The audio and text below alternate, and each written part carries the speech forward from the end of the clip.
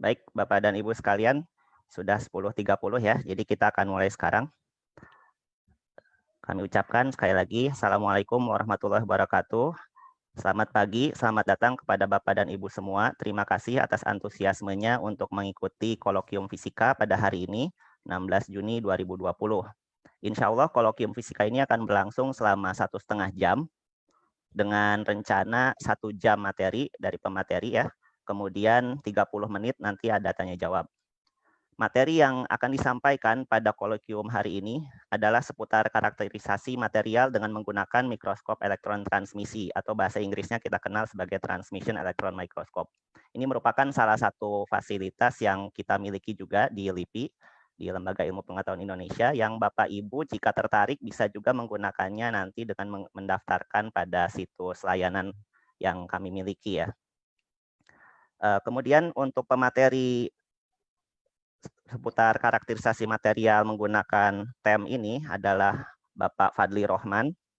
Beliau saat ini adalah peneliti fisika LIPI, peneliti muda, dan juga sedang menjalani tugas belajar sebagai mahasiswa doktoral di RWTH. Saya nggak tahu bacanya ini RWTH atau bagaimana ya, saya baca RWTH saja, Aachen University di Jerman ya. Jadi saat ini adalah pukul 4.30 atau 5.30 mungkin di waktunya Pak Fadli. 5.30. 5.30 ya, jadi ini semacam kuliah subuh kalau buat Pak Fadli. Ya, Pak Fadli sudah bersama kita di sini, dan ya saya jabarkan sedikit riwayat pendidikan Pak Fadli. Pak Fadli ini menjalani pendidikan S1 di Fisika ITB dengan peminatan fisika material dan instrumentasi, lulus tahun 2011. Kemudian tahun 2013 beliau selesai S2-nya, masih di bidang yang sama, fisika material dan instrumentasi. Dan setahun kemudian, tahun 2014, masuk ke LIPI sebagai peneliti pertama, kemudian masuk sebagai peneliti muda juga selanjutnya, dan tahun 2016 sampai sekarang masih menjalani studi S3 di RWTH Aachen University. Pak Fadli ini juga lah orang yang ya dulunya ya memegang banyak, sering berurusan dengan temnya fisika LIPI. Jadi insya Allah beliau sangat mengetahui seluk-beluk tem di fisika LIPI ya. Jadi nanti silakan Bapak Ibu jika ada pertanyaan teknis maupun konsep seputar tem ini, silakan disampaikan. Mudah-mudahan 30 menit tanya jawab nanti pada pukul 11:30 bisa mencukupi ya. Dan informasi tambahan juga, kolokium fisika LIPI ini insya Allah akan diselenggarakan rutin setiap pekan ya, rencananya ya setiap Selasa ini. Mudah-mudahan jamnya sama, dari 10.30 sampai 12. Kita ingin merutinkan seminar yang semoga bermanfaat buat banyak orang ya yang ingin tahu seputar fisika, baik itu yang dari sisi populernya atau riset yang mendalam. Kita coba ulas di kolokium fisika. Jadi nanti pematerinya berganti-ganti, topiknya juga berganti-ganti. Kita akan coba bawakan pemateri dari internal fisika LIPI, dari LIPI-nya juga, ataupun dari luar fisika LIPI. Ya, demikian perkenalan sepintas dari kami. Untuk mengefektifkan waktu, saya langsung izinkan saja Pak Fadli untuk membuka share screen-nya. Silakan.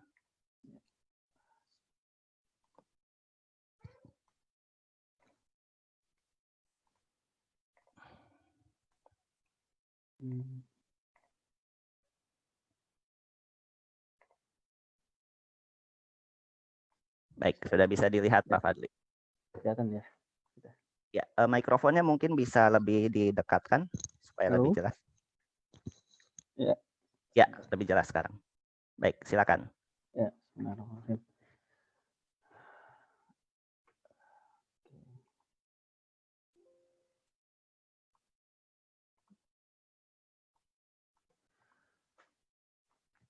Ya, bismillahirrahmanirrahim. Assalamualaikum warahmatullahi wabarakatuh.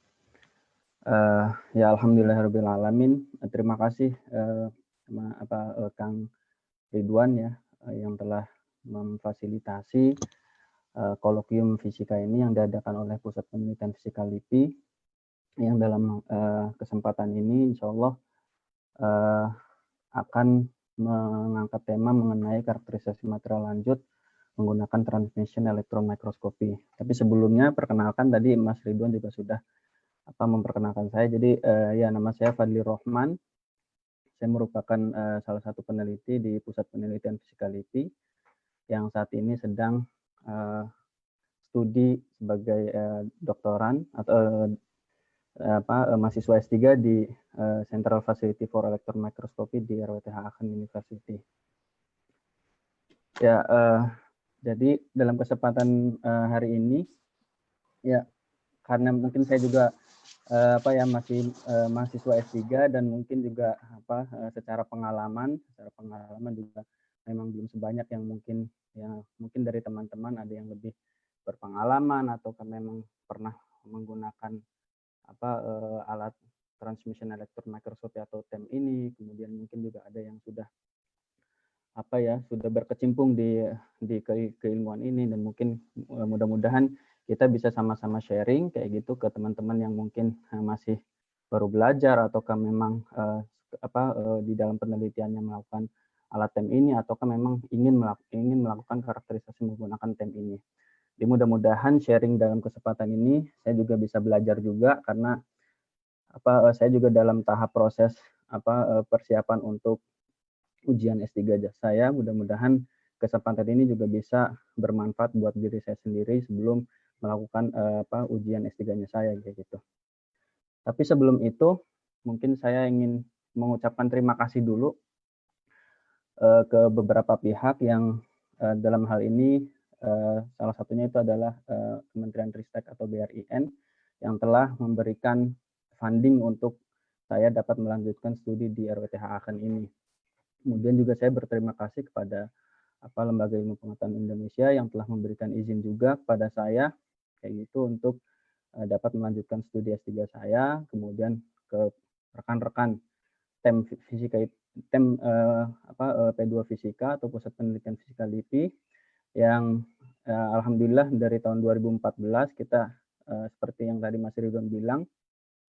Jadi TEM Fisika itu pertama kali diinstal di 2014, saat itu saya baru pertama kalinya masuk di LIPI kayak gitu ya. Nah di situ bersama teman-teman di grup TEM P2 Fisika kita mencoba untuk ya menggunakan si alat itu untuk mengkarakterisasi material. Kemudian saya juga ingin berterima kasih ke rekan-rekan di Indonesian Society for Microscopy yang telah memberikan keilmuannya, sharingnya tentang mikroskop elektron pada saya dari mulai ya saya ingat betul waktu itu saya tidak ada pengalaman sama sekali kayak gitu, tidak ada keilmuan sama sekali, jadi saya banyak belajar dari rekan-rekan di Society Mikroskop Elektron ini. Kemudian saya juga berterima kasih tentu saja ke institusi saya di sini, RWTH Aachen University, di mana di Central Facility Electron Microscopy ini saya banyak belajar dari teman-teman dan supervisor saya kayak gitu ya, baik dari sisi keilmuannya, dari sisi pengalamannya kayak gitu ya, kemudian juga dari sisi ya alhamdulillah kita selama studi di sini menganalisa segala macam itu semuanya itu gratis kayak gitu, dan kita bisa mengoperasikan alat itu sendiri kayak gitu, sehingga betul-betul bisa mengerti baik secara teknik maupun secara analisanya. Jadi saya juga mengucapkan terima kasih. Kemudian rekan-rekan tentu saja karena kita bekerjanya itu di alat karakterisasi kayak gitu ya, konsep teknik dan analisa untuk material kayak gitu.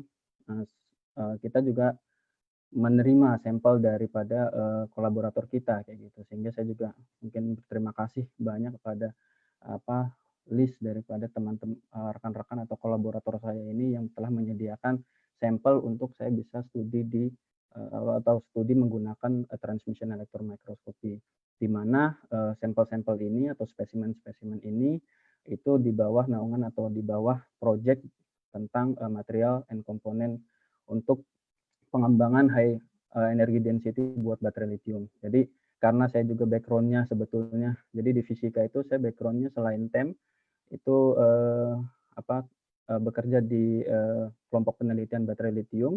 Jadi alhamdulillah di sini juga saya banyak menganalisanya menggunakan TEM itu atau menggunakan mikroskop elektron itu di area material baterai lithium. Jadi insya Allah di sini juga di kesempatan sekarang juga insya Allah saya sedikit sharing hasil yang pernah saya lakukan kayak gitu, dari mulai starting point analisa mikrostruktur sampai ke detail pakai TEM kayak gitu.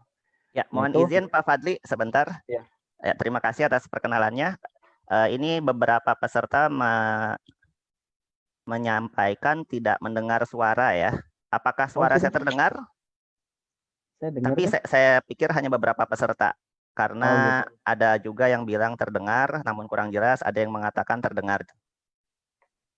Kalau Ya. tidak terdengar, mohon dicek dulu audionya masing-masing ya. Karena dari kami sendiri, dari sisi saya, terutama sebagai operator, saat ini saya menggunakan dua buah device berbeda dan saya bisa mendengar suara Pak Fadli jelas dari komputer saya maupun dari perangkat tambahan yang saya gunakan, yaitu dari handphone ya. Jadi saya menjalankan dua device saat ini dan saya bisa mendengar suara Pak Fadli jelas. Sehingga mohon bagi yang masih kurang jelas mendengarkan suara Pak Fadli dicek lagi ya audionya. Ya. Pastikan pilihan speakernya betul. Jadi di Zoom ini di panel sebelah kiri bawah kalau pakai komputer akan terlihat ada tombol mute atau unmute ya. Kemudian di sebelahnya ada panah atas kecil dan di sana kita bisa klik select a microphone atau select a speaker. Nah, pastikan Bapak Ibu memilih media yang tepat sesuai dengan perangkat yang Bapak Ibu gunakan. Jika menggunakan headphone, pilih headphone misalnya. Jika menggunakan speaker biasa, pilih speaker. Demikian ya pengumumannya. Terima kasih. Maaf Pak Fadli, silakan Ya, dilanjut. nggak apa-apa. Ya, jadi saya ucapkan terima kasih ke semua rekan-rekan maupun kolaborator saya atas kontribusinya kayak gitu ya, dalam membantu saya dalam mengembangkan baik dari sisi keilmuan maupun dari sisi teknik untuk analisa menggunakan mikroskop elektron, dalam hal ini menggunakan transmission elektron mikroskopi.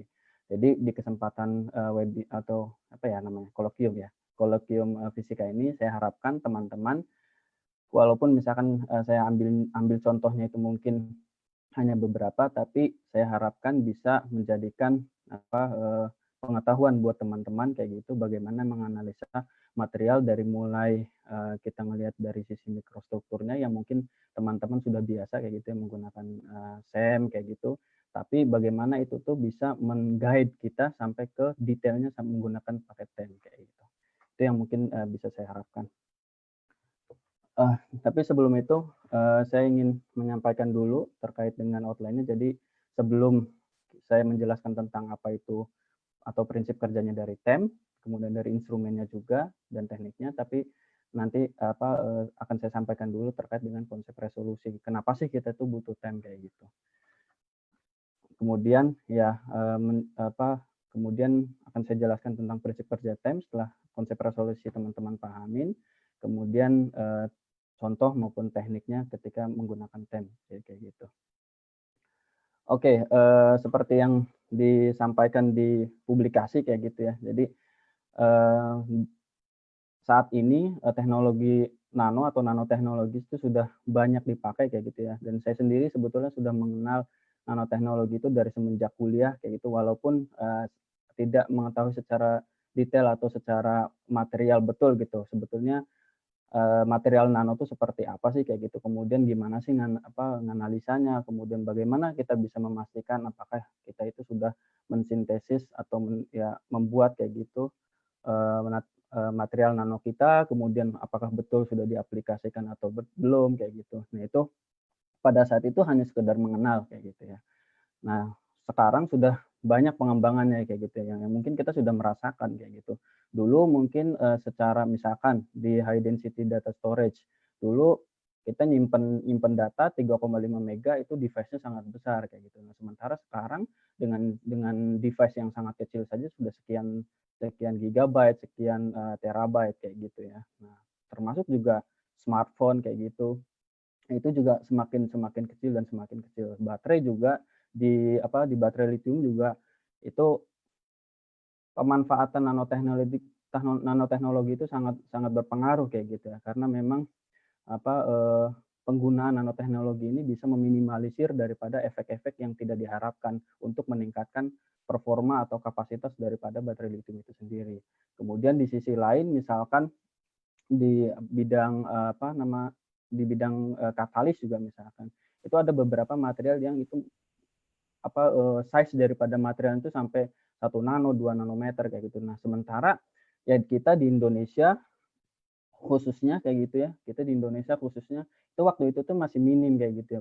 Bagaimana kita bisa memastikan, material nano itu bisa terlihat kayak gitu. Sehingga, eee, itulah yang menjadi background nanoteknologi itu, ya kita mungkin bisa mengklaim kayak gitu ya, kita bisa mengklaim bahwa kita mensintesis nanomaterial, kemudian sudah diaplikasikan apakah, di bidang kesehatan, apakah di bidang energi atau bidang yang lainnya, tapi kita secara kualitas ya belum tahu pasti kayak gitu, apakah itu tuh sudah berhasil atau belum. Kemudian setelah diaplikasikan, apakah pengaplikasiannya itu ada mengalami masalah atau tidak. Ketika mengalami masalah, ya kita juga tidak tahu itu tuh, masalahnya itu kenapa, kayak gitu.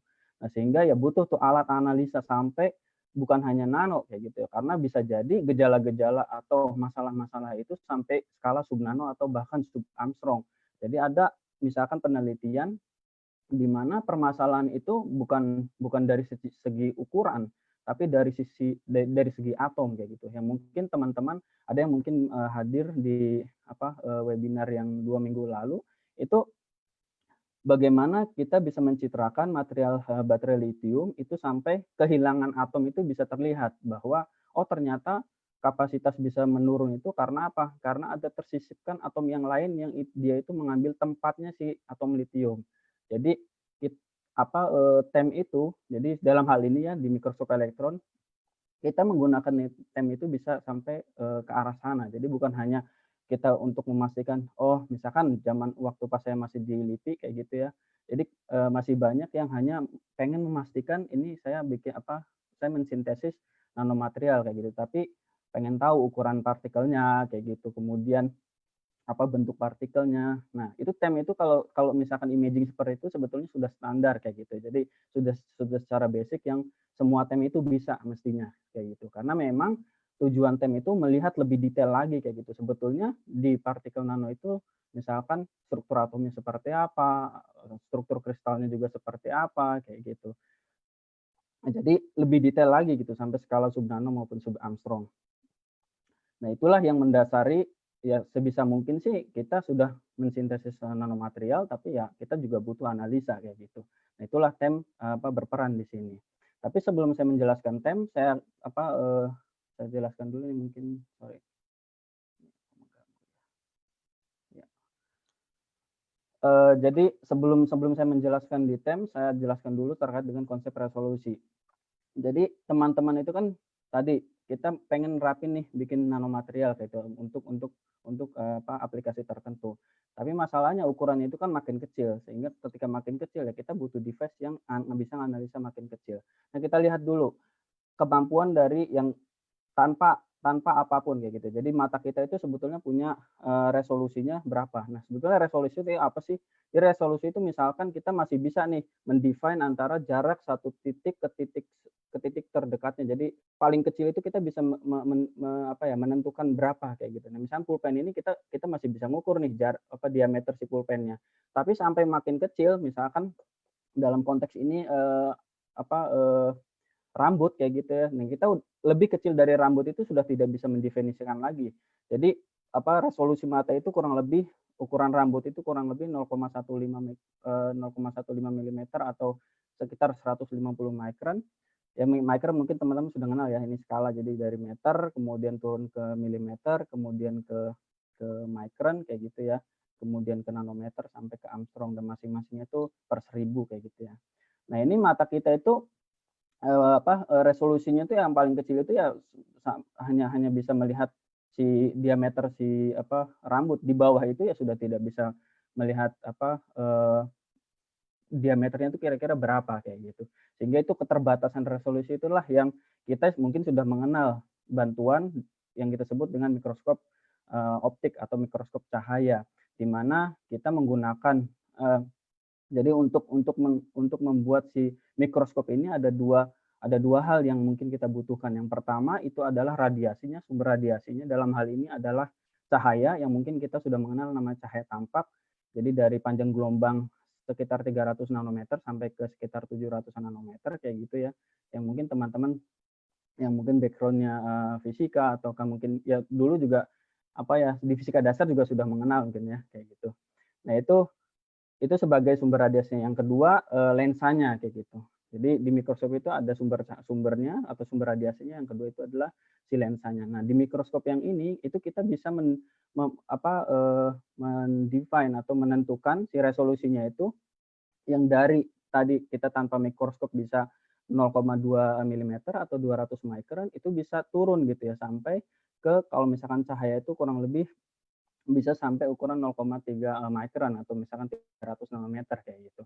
Nah, cuma untuk lebih rendah dari itu misalkan kalau misalnya kita pengen meneliti tentang transistor materialnya sampai ke struktur atomnya itu nggak bisa lagi gitu untuk yang cahaya ini. Karena apa? Karena keterbatasan daripada panjang gelombang dari cahaya itu sendiri. Nah, tadi panjang gelombangnya itu hanya sekitar 300 nanometer sampai 700 nanometer. Nah, pada saat itu, jadi sejarahnya pada saat itu ya coba misalkan kita pakai yang kita kenal ya, yang kita kenal misalkan pakai sinar X-ray atau pakai ultraviolet. Nah, masalahnya kita punya nih sumber radiasinya ultraviolet sama sinar X. Tapi permasalahannya itu adalah ya apakah kita ada lensanya enggak gitu untuk si X-ray sama ultraviolet. Nah, pada saat itu belum ada gitu lensa untuk dua sumber ini. Nah, lalu timbullah suatu ide, ya gimana kalau misalkan kenapa enggak kita misalkan menggunakan elektron. Kenapa dengan elektron?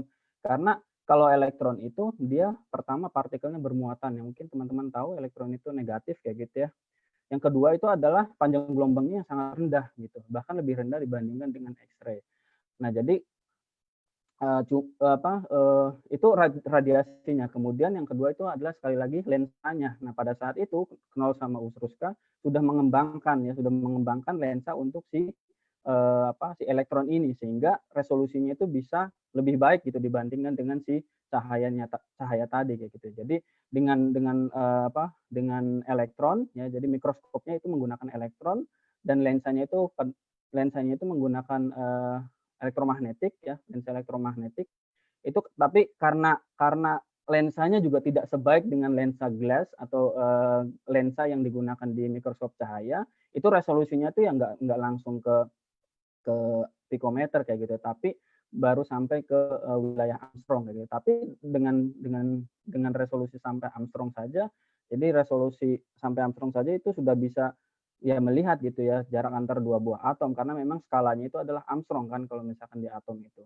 Nah, cuma berkembang sampai si resolusi Armstrong ini bisa lebih baik lagi akhirnya bisa tercapai di skala pikometer ini. Karena apa? Kita lihat kalau misalkan di mata dan di mikroskop optik aja itu ada faktor di mana faktor 100 ya. Faktor 100 daripada resolusi mata itu dengan resolusi si mikroskop optiknya. Nah, ya ini juga ketika lensanya itu nggak bagus kayak gitu ya. Jadi ketika lensanya itu nggak bagus, itu ternyata bisa diimprove kayak gitu ya, bisa diimprove sampai ke pikometer dengan faktor yang sama 100 gitu. Dan perbesarannya itu kurang lebih sampai 1 juta kayak gitu. Jadi dari materi yang sangat kecil itu bisa diperbesar sampai jutaan kayak gitu sehingga kita bisa melihat lebih detail struktur atomnya. Jadi bukan hanya ukuran partikelnya. Nah, seperti itu ini merupakan konsep atau keterbatasan ya, kita bermula dari keterbatasan yang pertama itu adalah mata sehingga dikembangkan mikroskop optik. Kemudian kita ada keterbatasan nih sama mikroskop optik karena panjang gelombangnya yang masih tinggi kayak gitu sehingga resolusinya itu masih rendah sehingga bisa diimprove dengan dengan menggunakan elektron ini sehingga resolusinya itu lebih tinggi lagi kayak gitu. Nah, adapun untuk yang tadi keterkaitan dengan resolusi sama panjang gelombang itu kita mengetahui bahwa di resolusi di mikroskop optik itu kita kalau misalkan panjang gelombangnya itu makin besar maka resolusinya itu ya masih besar kayak gitu ya. Jadi belum baik kayak gitu. Itulah kenapa kita itu menggunakan elektron karena apa? Elektron itu panjang gelombangnya kecil sehingga si resolusinya itu akan sangat baik kayak gitu ya sehingga bisa mendefine sampai ukuran Armstrong maupun ukuran pikometer kayak gitu. Nah, coba kita lihat saja permisalannya, misalkan kita pakai sinar hijau. Sinar hijau itu punya panjang gelombangnya itu 550 nanometer ya, sekitar 550 nanometer. Nah, ini bisa menghasilkan spatial resolution atau resolusinya itu jadi jarak dua titiknya tadi itu bisa ditentukannya itu sekitar 300 nanometer gitu. 300 nanometer ini kurang lebih 3000 Armstrong di mana kalau misalkan kita mengacu ke kursor saya kelihatan nggak ya Mas Ridwan?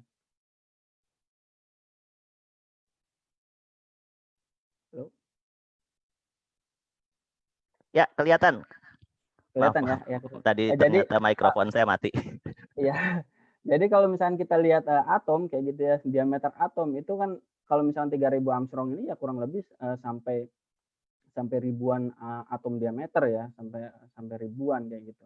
Nah, sementara ya ribuan kita pengen lihat struktur atom ya nggak bisa dong, karena apa, satu titik aja itu tersusun daripada ribuan atom gitu. Jadi nggak bisa tuh buat melihat struktur atom untuk yang menggunakan cahaya tampak ini. Makanya itulah kenapa kita pakai elektron. Nah, ini kenapa elektron? Nah, kita mungkin sudah mengenal ya di fisika dasar kayak gitu ya, terkait dengan dualisme partikel gelombang. Jadi ketika elektron itu dipercepat kayak gitu ya dengan suatu potensial dan dia punya kecepatan yang tinggi kayak gitu ya. Nah, itu berlaku di mana hubungannya itu adalah antara panjang gelombang dan momentum itu sudah dijelaskan oleh de Broglie, di mana hubungannya itu adalah lambda sama dengan H per P. Ini mungkin sudah pada mengenal di fisika dasar kayak gitu ya. Nah, ini theoretical physics nih. Mungkin nanti Mas Ridwan juga bisa menambahkan barangkali ada yang kurang.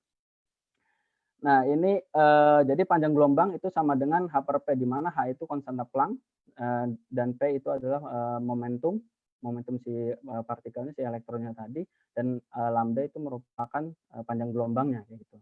Nah, ketika si elektron itu dipercepat dengan suatu potensial tertentu kayak gitu ya, misalkan 100 kilovolt atau 200 kilovolt, maka elektron itu bergerak dengan kecepatan v, di mana berlaku suatu hukum yang kita sebut dengan hukum kekekalan energi, yang mungkin teman-teman juga sudah mengenal, di mana energi EK1 EP1 kalau dulu di fisika dasar sama dengan EK2 dan ditambah EP2 kayak gitu ya. Nah, di mana dalam hal ini adalah EP merupakan energi potensial dan EK merupakan energi kinetik si elektronnya. Dan berlakulah hukum kekekalan energi ini. Jadi ada hubungannya dengan V, itu merupakan potensial, energi potensial yang kita berikan sama si elektron, V, dan V yang kecilnya, ya ini V yang besar dan ini V yang kecilnya, itu merupakan kecepatannya. Nah, ini hukum kekekalan energi ini mungkin teman-teman juga sudah mengenal di fisika dasar kayak gitu ya. Nah, kemudian ini screen-nya kok.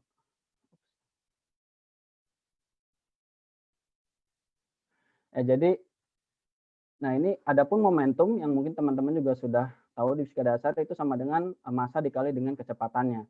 Dengan mensubstitusi tadi hubungan antara potensial sama kecepatan, dan kecepatan itu merupakan fungsi dari potensial, maka akan didapat dengan si momentumnya itu adalah sama dengan persamaan 5 ini. Dan ketika momentum itu disubstitusi ke persamaan yang kedua ini, jadi lambda sama H per P ini, maka akan kita dapatkan lambda sama dengan H per yang di persamaan 6 ini kayak gitu ya. Nah, dari persamaan 6 ini kita lihat nih, ada hubungannya nih ketika kita ngasih potensial untuk si elektron, bahwa ternyata semakin besar si potensial ya, semakin tinggi potensialnya, itu semakin kecil si panjang gelombangnya. Itulah kenapa kalau misalkan kita pakai di TEM, jadi kalau misalkan teman-teman nih pengen pakai TEM kayak gitu, atau teman-teman pengen analisa pakai TEM, itu kalau misalkan kita introspeksi dulu kasarnya gitu. Kita introspeksi dulu material kita itu pengen ditelitinya sejauh mana gitu. Kalau misalkan ukurannya mikron, oke lah kita pakai tegangan kecil kayak gitu. Kita tegangan kecil sehingga panjang gelombangnya besar, ya kita masih bisa tuh nentuin kayak gitu ya. Tapi kalau misalkan kita pengen sampai detail ke struktur atom atau sampai sub Armstrong kayak gitu, ya tidak bisa, sehingga perlu dicek apakah tegangannya itu tegangan yang besar atau tegangan yang masih kecil. Nanti di slide berikutnya akan saya sampaikan jenis-jenis tegangan yang dipakai di TEM kayak gitu ya. Jadi cek dulu tegangannya kira-kira berapa, dan itu bisa ngimprove buat nganalisa materialnya teman-teman atau tidak. Nah, ini masih non relativitas ya. Kalau misalkan kita masukkan ke efek relativitasnya, karena elektronnya itu diberikan potensial yang sangat tinggi kalau di TEM, sehingga berlakulah panjang gelombang di efek relativitas itu seperti ini. Sehingga kalau misalkan potensialnya tinggi, maka panjang gelombangnya rendah, sehingga bisa mengimprove si resolusinya kayak gitu. Nah, ini penting. Jadi tegangan ini penting karena apa? Ini coba kita lihat. Jadi di TEM itu biasanya ada yang 120 kilovolt atau bahkan lebih rendah dari itu. Ada yang 300 kilovolt, ada yang 1000 kilovolt. Jadi ini makin tinggi, kita lihat hubungannya makin tinggi, wavelength-nya itu atau panjang gelombangnya itu makin rendah panjang gelombang makin rendah, resolusinya makin bagus. Artinya bisa makin detail yang kita analisa kayak gitu. Makin kecil tuh skalanya yang bisa kita analisa. Nah, artinya kalau misalkan teman-teman pengen analisa sampai struktur atom di ukurannya di 120 kilovolt, ya itu akan lebih kurang baik dibandingkan dengan yang 300 kilovolt. Nah, di beberapa TEM yang di Indonesia itu rata-rata itu 200, beberapa memang 120, dan untuk yang material itu biasanya di 200. Nah, yang 200 ini kita misalkan ya, untuk yang 200 itu ternyata bisa sampai ke resolusi sekitar 2 pikometer atau 1,5 pikometer kayak gitu. Artinya untuk ukuran pikometer ini, kalau misalkan teman-teman ingat tadi yang slide yang sebelumnya, jadi nanometer, Armstrong, jadi nanometer, Armstrong, kemudian pikometer, jadi per seribunya atau sepersejutanya si nanometer. Jadi kalau misalkan kita punya ukuran 1 nanometer si partikelnya kita, itu sepersejutanya itu untuk yang 1 pikometer. Gitu. Jadi sangat lebih kecil lagi. Dan sebetulnya ya ukuran atom diameternya diameter atau jari-jarinya itu nggak sampai ke pikometer. Ya ada yang sampai ke pikometer, jadi ratusan pikometer, tapi ada yang dia itu ya 1,5 Armstrong, misalkan kayak lithium, kemudian natrium 1,8 Armstrong. Jadi udah cukup kayak gitu untuk melihat si struktur atomnya kayak gitu. Nah, namun tentu saja semakin tinggi tegangannya, itu semakin complicated biasanya ininya instrumentasinya kayak gitu.